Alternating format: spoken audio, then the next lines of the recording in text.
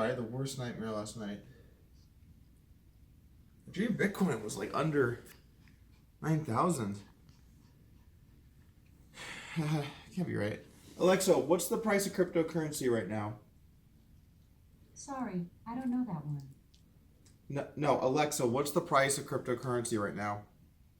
Cryptocurrency, also spelled cryptocurrency or cryptocurrency. No. Bitcoin is $8,612. What? Ethereum is $889. What? Dash is $567. Monero is $234. What is going on? Oh my God. Why? Oh my God. I guess there's only one thing we can do. There's only one thing to do. I know what we have to do, Binks.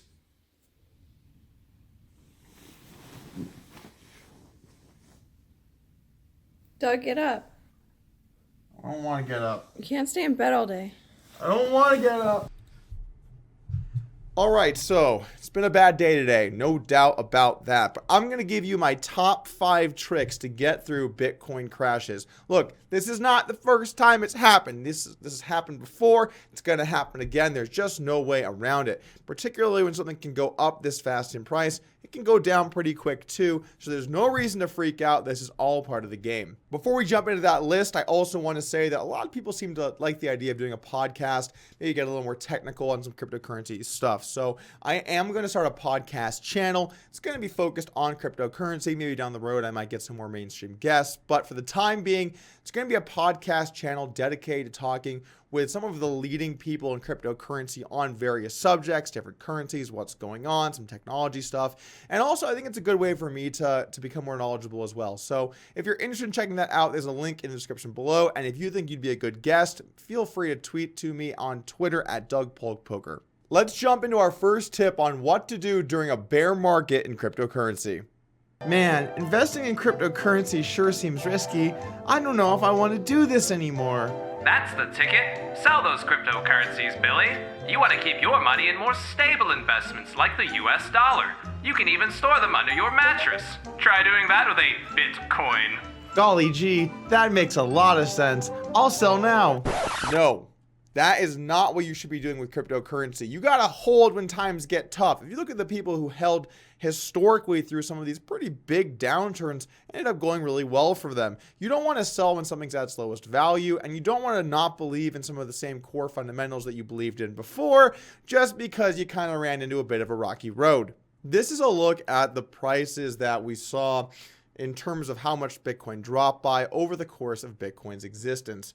We see a few smaller drops, but the main ones being a 94% loss from June to November 2011 because of a Mt. Gox hack. We also see a 79% drop from April 2013 because Mt. Gox stopped trading. And then we see an 87% drop from 1166 to 170 in November 2013 all the way to January 2015.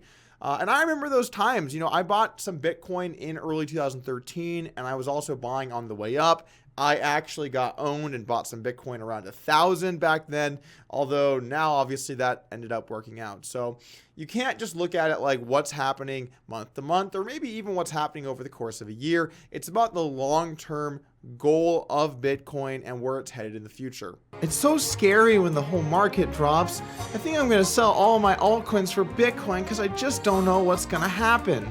That's right, Billy. And consider picking up some Tether while you're at it. Think of the long term and remember the motto. Tether, what could go wrong? That makes sense. I'll buy some USDT right now. This brings us to our second tip. Now, this one's a little less concrete than just holding through the bad times. But one thing that I've noticed historically with the cryptocurrency markets is that the altcoin markets tend to mirror and exaggerate what's currently happening with Bitcoin.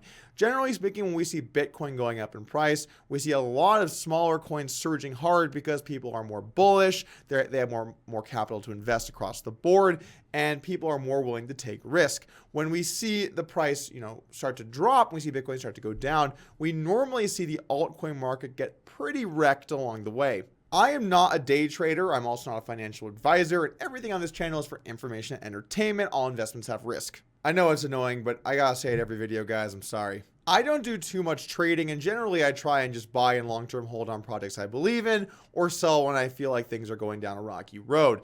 But sometimes it can make sense to try and make a few plays based around what's happening in the market.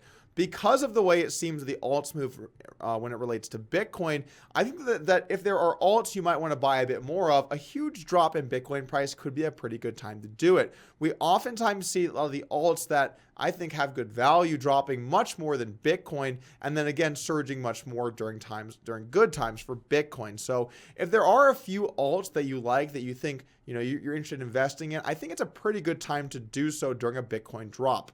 On the opposite side of things, during a bull market, I don't mind plays where you sell some of your alts back into Bitcoin, because Bitcoin will do better during downturns and also generally won't go up as much as maybe some of the other large cap altcoins. There are obviously many cases where this didn't happen. I think back to October and November where Bitcoin started going on a bull run, and we didn't see really the altcoin market explode until November, December. So there was a bit of a lag there between the two, but I think in general, we see the alt market sort of reflect and exaggerate what's happening with Bitcoin. So during a crash, it could be a good time to pick up a couple cheap alts that you think have some potential. The cheapest and the hottest altcoins there are. Did I just say cheap alts, not ironically? I feel like at this moment, a few particularly good ones that you might want to take a look at are Dash, Monero, or Lisk. I've invested in all of those. I think they have good long-term potential, and they've also dropped a lot, at least for Dash and Monero. Lisk has held a little better through the downturn, so maybe not quite as much of an opportunity there based on historical prices, but at the same time, I like what all of those projects are doing, and I think you guys should at least take a look at what's going on. I'm also a big fan of Monero. I've been invested in Monero for most of the last year or so. So I might do a video on Monero talking about what they're trying to do. I really like the privacy coins, and I'd like to dive a little deeper into that. So expect a Monero video at some point in the near future. My third tip would be, when things are going badly, don't stop researching and trying to figure out what's going on in the community. I think it's important sometimes, even with currencies that you don't like, that you try and do a little research to see what people have to say. This is one of the reasons why I posted over on RBTC asking more about my Roger Ver video.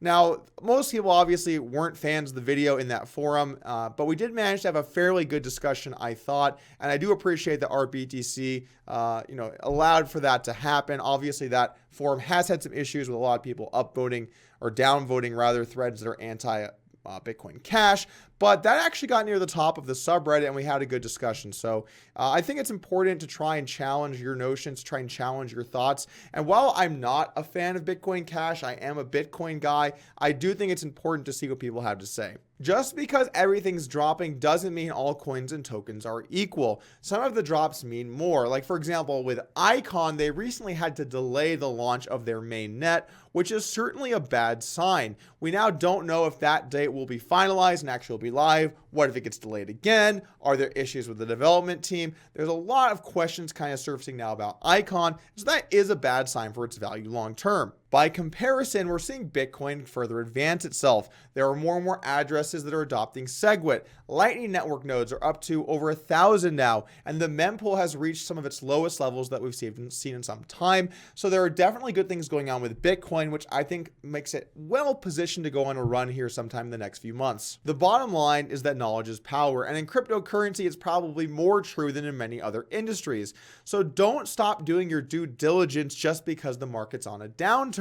Make sure you're still looking for what's coming up. What are different currencies trying to do? What are everyone's roadmaps looking like? Are they achieving the goals they set out to do? What do you think about the long-term effects of decisions being made? What are the communities saying? Start to learn about things despite whether the price is going up or down. Make it part of your regular normal day, and it'll help you long-term know where to invest. I believe in the tech. I believe in the tech. I believe in the tech. Tip number 4. When times are tough and the world looks dark, and it seems that no matter where you turn, you can't find a way to profit, it's times like these that we must dig deep and look to humor to light the way.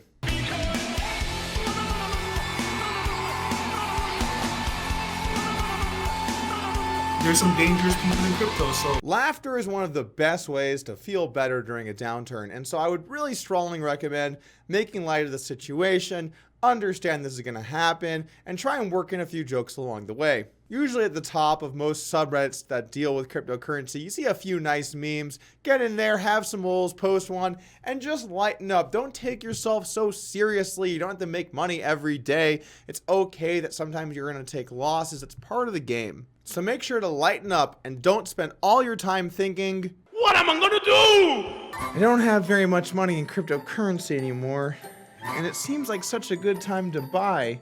But man, that really just seems risky. Should I really be considering putting more money in when I just lost some already? No! Why take risk when you might lose? Go for the sure thing, Billy, with government bonds. They almost beat inflation. That makes sense. I'll never take a risk again.